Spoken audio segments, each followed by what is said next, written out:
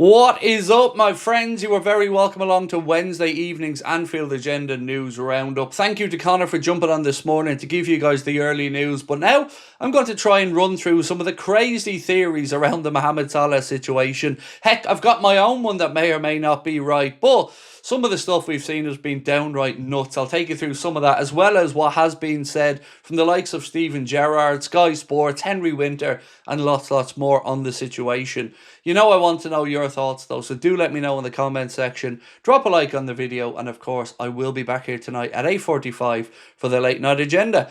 Right, look, my own take is this. I've said it many times, there's no winner publicly in this situation. Salah doesn't look great, Slot didn't look great, the club don't look great, nobody looks great, and it doesn't benefit us whatsoever. But I really do feel that there are people above Salah, maybe it's Edwards, maybe it's Hughes, maybe it's both, that do think a parting of ways is the right way for this to go. That's why I'm so intrigued to see if he does move in January or if he does stay until the summer. Whatever happens, I hope sincerely that if he does depart, he is given the chance to say a proper goodbye, because he deserved that. The fans will want to show their love to him, and I'm sure the club would as well. So look, let's get stuck into it. We're going to start off with Sky Sports News.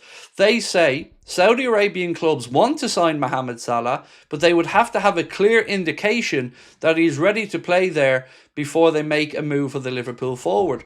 And I can understand that from their side. They're not going to want to keep trying to get a player who keeps turning them down. It's just not a good look. They do want a superstar in to take the place of Cristiano Ronaldo when he departs in 2027. And we know that Mohamed Salah has long been the prized asset for them, or the crown jewel that they're looking to bring in.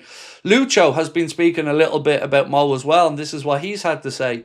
He was one of the first people to welcome me and did so in such an incredible way. He came over to me and said, "If you ever need my help, I'm here for you." I remember him telling me on the pitch, "Let's try this, let's make this move so that it works," and then it would work in the match. To share the moment lifting the Premier League with him, to see how happy he was, how much he was enjoying it, was an incredible feeling. He's always wanting to be a better player, to be a better person, and he has left a profound mark on me.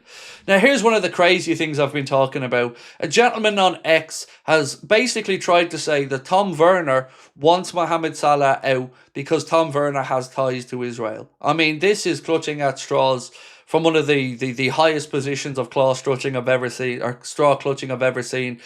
So he's Tom Werner, basically a Fenway Sports Group, Red Sox owner, Liverpool owner, and a prominent businessman with strong connections to Israel. And they went on basically to say that they want Liverpool to play a game in Israel in the future, blah, blah, blah. And then they write, Salah says someone doesn't want him at the club. Will any of our intrepid sports journalists there to investigate who he meant? And then they said, here's a clue. The owner of Liverpool, Tom Werner, is on record saying he wants the club to play in Israel, and Salah would undoubtedly refuse. That is a stretch. It really is a stretch. Look, football should be above religious or political divides. It should be a game that brings people together and unites. So I have to say, as much as I do think maybe Edwards and Hughes think it's the right time to cash in, that feels like a very big stretch to me, and certainly not one that I'm going behind. Right, Indy KLOPP'S has said, exclusive, the emergency meeting did take place, but he said secret high-stakes meeting ends without an apology from Mohamed Salah. But do let me know in this situation. Do you think Mo should apologise? Because it feels like that's the only way back in this situation. He did speak out publicly, and whilst his words probably did carry a lot of truth to them, the club have to be seen to be backing the manager and doing the right thing publicly. So if Mo really does want to stay and fight for his place at Liverpool, it does feel like a potential apology is going to have to be forthcoming. So Data MB have posted to say something that backs up exactly what I've been saying to you guys for the past few weeks, that Curtis Jones has been performing so well. I know there are people out there who've made their mind up on Curtis, and that, my friends, is an agenda. If you can't see what's in front of you and change your mind, then you do have a problem when you're judging somebody. And people have said this to me before about Salah or Slot and the whole situation. You said one thing 2 weeks ago. Yes, these situations are fluid. Opinions change based on information. And, you know, this was the same with Curtis Jones. I was once upon a time a person who didn't rate him highly. But this season, when we've needed somebody out there on the pitch to step up, I think he's done it at times. 96.67%. No midfielder has a higher progressive pass rate accuracy than Curtis Jones in Europe's top 5 leagues. 100th percentile for forward passes, 99th percentile for forward passes percentage, 96th percentile for progressive carries, 96th percentile for progressive passes, and 83rd percentile for duels won. That is a man who is fighting for the shirt, his city and the cause. So whatever you think of him, like I've said, he doesn't hide out there on a football pitch. And yes, he makes errors. Sometimes he does hang on to the ball too long. But to say that he hasn't been pushing forward and really fighting for the team would be very unfair to Curtis Jones. Alex Crook of TalkSport has said this: with Mohamed Salah set to join up with his country for the upcoming African Cup of Nations on December 15th, his participation in Saturday's game against Bournemouth is very much in the balance. And that is going to be a big telling point for me. You know, they didn't take him over to Italy. Understandable, there wasn't much time to resolve the situation between the Ellen Road game and the one over to San Siro. But now there is time for everybody to get their heads together and try to figure out a way forward. We know whatever happens, Brighton game is going to be Salah's last one before he heads off to the AFCON. So let's hope we can get a positive outcome or at least some clarity on it. So Saudi Pro League CEO confirms that Mo Salah is for sure among targets. Salah is welcome in the Saudi League, but it is the clubs that are responsible for negotiating for all players. But for sure, Salah is one of the targets. Jurgen Klopp has spoken in the past about Mohamed Salah and what it's like to manage him and how when he's happy and unhappy. And this is what Jurgen had to say. That moment lifting the Premier League bonded us for life. He will be remembered as one of the greats of all time. I wouldn't say he's easy to manage, but he is also not difficult to manage. You only have problems with Mo if he's not playing or you take him off. You can take from that what you will. You can see from it that that's a player who always wants to contribute, that believes he can be a difference maker, or you can look at it and think maybe he is a little bit cocky at times.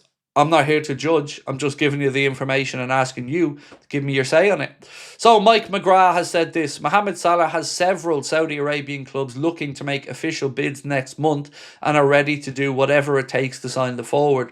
They're willing to look at a loan or a permanent move.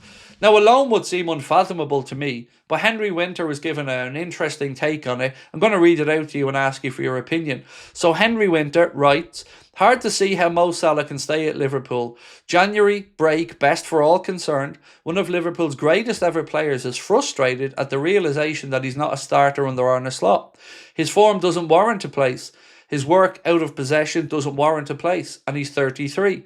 Liverpool rightly back their head coach. The alternative is anarchy. Now, I've said that to you guys many times. You have to publicly back your coach in these situations. You just have to. They can't go any other way. It makes sense if Salah gets a farewell against Brighton, salute to a club legend, etc. And he does a moving parting message via the club media, reflecting on what the club has done for him as well as what he has done for them. Liverpool, always in his heart, etc. Plays at the AFCON, goes to Saudi in January, good salary, good preparation for the World Cup, not too taxing. Liverpool not in a strong position over a fee. How much competition amongst potential suitors will there be because of his wages? Obviously, breakdown in his relationship with the club. This is where I disagree with Henry. He writes, but even 10 million will get his reported salary back since August, and Liverpool will save 30 million on the remaining 18 months of his contract, plus the potential dividend of the new boy setting in quicker without Salah's large shadow. He has to go, but it should be done respectfully. Salah's phenomenal deeds are in the Liverpool history books, but every chapter comes to an end. Look, for me, I just think you have to get a fee. Because you can say, yes, it would save Liverpool 30 million quid in wages, but let's not forget what Salah will be earning from potential move to the Saudi Pro League if he goes, which would be higher than the wages he's on now. So I disagree that Liverpool should have to take a hit here, because ultimately Liverpool do have his contract for 18 months, and if Saudi want him to go there, I think they should be compensated for that. Steven Gerrard, just before we finish up, has said this on the Mohamed Salah situation. He's obviously really upset he's not playing, which I respect. He wants to help the team, which I respect. A couple of lines about throwing people under the bus was wrong. He needs to deal with that with the manager. At the end of the day, Liverpool Football Club need Mo Salah back playing well, back scoring goals, because he's the best player, the best scorer, and he will help them get out of this. So that is where we're at with everybody's take on this situation, folks. Like I've said, I just want clarity on it. We should have more information coming up to the weekend's game. The preview for the game against Brighton will be out tomorrow evening. But for now, I will say my goodbyes to you. I'll see you back here tonight at 8:45. Might be 9 o'clock, depending on how the day goes for me. But either way, it'll be 8:45 or 9 o'clock We'll go through all the stories. We'll give you as much information as we can find between now and then. And of course, thank you so much for your time and your support as always. It means the world to us. Thank you, folks. We'll see you later. Bye-bye.